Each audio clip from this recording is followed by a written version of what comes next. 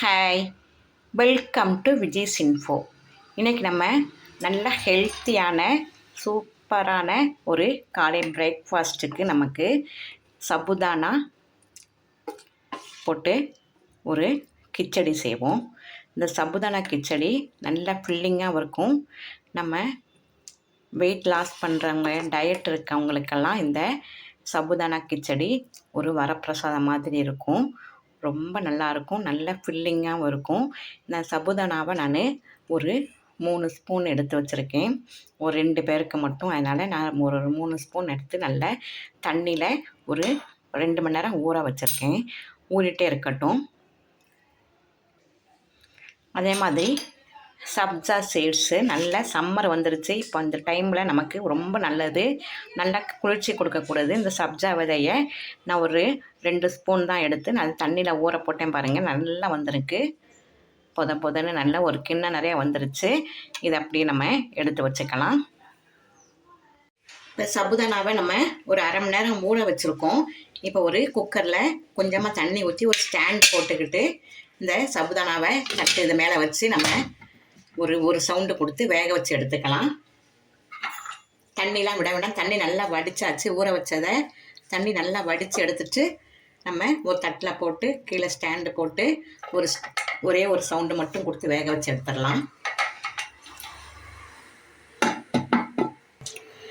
சபுதானா வேகிற டைமில் நம்ம நிலக்கடலை பார்த்தீங்களா, நிலக்கடலையை பச்சை நிலக்கடலை ஒரு அரை மணி நேரம் ஊற வச்சுருக்கேன். ஊற வச்சு இதையும் வேக வச்சு எடுத்தாச்சு.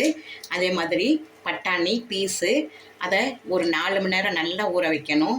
நல்லா ஊற வச்சா பச்சை பட்டாணி கிடச்சா பச்சை பட்டாணி வச்சுக்கோங்க. நீங்கள் இல்லாட்ட இந்த காஞ்ச பட்டாணின்னு ஒரு 4 மணி நேரம் நல்லா நைட் ஃபுல்லாக ஊற வச்சுருக்கேன். ஊற வச்சுட்டு இதையும் கொஞ்சமாக உப்பு சேர்த்து வேக வச்சு எடுத்து வச்சுருக்கேன். இப்போ நல்லா வெந்துருச்சு பாருங்கள், ஒரே சவுண்டில் சபுதானா நல்லா வெந்துருச்சு. இப்போ நம்ம இதை கொஞ்சம் ஜில் வாட்டரில் போட்டு எடுத்து விட்டுறலாம். இப்போ நல்லா ரன்னிங் வாட்டரில் விட்டு நம்ம கொஞ்சமாக அலசினோம்னா இப்படி தனித்தனியாக வந்துடும் சபுதானா. இப்படி மொத்தமாக சேர்ந்துருக்காமல் கொஞ்சம் தண்ணியில் விட்டு எடுத்தோம்னா இதே மாதிரி வந்துடலாம். இதை அப்படியே எடுத்து வச்சுருவோம். இப்போ நம்ம இந்த கிச்சடிக்கு நல்ல தயிர் விட்டுக்கலாம். ஒரு 3 பேர் சாப்பிட்ற மாதிரி நான் ரெடி பண்ணுறேன். தயிர், நம்ம நல்லா வேக வச்சுருக்கிற சபுதானா, நல்ல கோடைக்காலம் ஆரம்பிச்சிருச்சு. நம்ம ஆயில் காரம்லாம் நிறைய சேர்க்காம இதே மாதிரி அடிக்கடி எதாவது செஞ்சு சாப்பிடுங்க. அப்போ தான் இந்த கோடை வெயிலேருந்து இப்போவே ஆரம்பிச்சிருச்சு. பிப்ரவரி மாதமே வெயில். சபுதானா நல்லா ஊற வச்சது,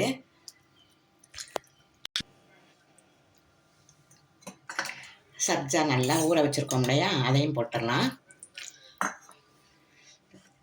ஆரஞ்சு பழம், உங்கள் வீட்டில் என்ன பழம் இருக்குது அதை போட்டுக்கோங்க. மாதுளம்பழம் கூட சூப்பராக இருக்கும்.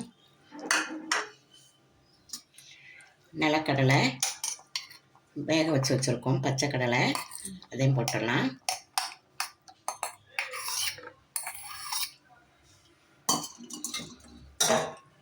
அது மாதிரி பட்டாணி நல்லா ஊற வச்சு வேக வச்சு வச்சுருக்கேன். காஞ்ச பட்டாணினால, நீங்கள் பச்சை பட்டாணினா அப்படியே வேக வச்சு போட்டுடலாம். வெள்ளரிக்காய் நல்லா திருவி வச்சுருக்கேன்.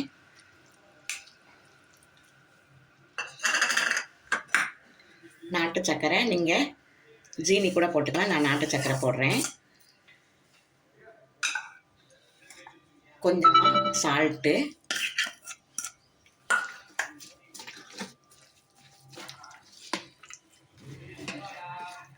நல்ல சூப்பரான பிரேக்ஃபாஸ்ட் பாருங்கள். ஹெல்த்தியானது கூட, உடம்பு நல்லா குளிர்ச்சி ஆயிரும் இதை நீங்கள் சாப்பிட்டீங்கன்னா.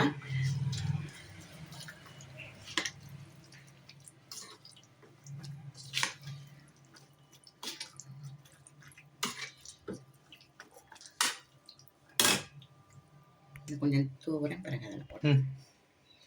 கொஞ்சமாக மல்லித்தலை, கீரை உங்களுக்கு பச்சையாக சாப்பிட்ற கீரை எது இருந்தாலும் கூட போட்டுக்கலாம், நல்லா தான் இருக்கும். நான் கொத்தமல்லி கீரையை தூவுறேன், சூப்பராக இருக்கும். சூப்பரான சபுதானா கிச்சடி ரெடி ஆகிடுச்சு பாருங்கள். சம்மர் ஸ்பெஷல் கூட நம்ம சொல்லிக்கலாம். சூப்பராக இருக்கும். நல்ல உடம்புக்கு மனசுக்கு எல்லாமே குளிர்ச்சி தரும். எல்லாமே நம்ம சேர்த்துருக்க எல்லாமே குளிர்ச்சி தரக்கூடியது தான். நல்ல புரதச்சத்து நிறைஞ்சது. இதை நீங்கள் வாரத்தில் ஒரு தடவையாவது மாதத்தில் 2 தடவையாவது செஞ்சு அசத்துங்க. குழந்தைங்களுக்கும் ரொம்ப பிடிக்கும். நம்ம ஹெவியான சாப்பாடெலாம் அந்த சம்மர் சாப்பிட முடியாது. இதே மாதிரி செஞ்சு அசத்துங்க.